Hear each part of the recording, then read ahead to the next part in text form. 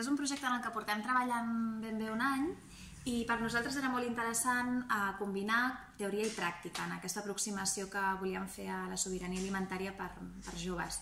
Per fer-ho vam contactar amb diverses iniciatives del territori que ens permetia que el lloc on duíem a terme aquestes formacions també tingués a veure amb el contingut. Aleshores vam contactar amb el Bosc Turull, que és una aula ambiental. També vam fer una de les formacions a Cal Rosset, que és un projecte d'agroecologia al Parc Agrari.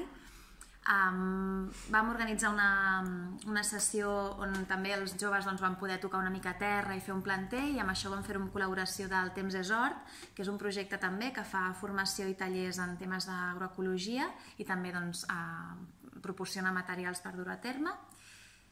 I quin falta? Aquí se puede cortar, Me falta... sí, i per últim també vam voler col·laborar amb Menta i Calèndula, que és un projecte que està a Gràcia i que el que fan és recuperar els aliments dels excedents de la petita pagesia per donar-li una segona vida, des de fer-hi marmelades a patés, i és un projecte també interessant que ens permetia tancar el cicle de com ser sobiranes amb els nostres aliments des de la producció fins a la gestió dels residus d'aquest.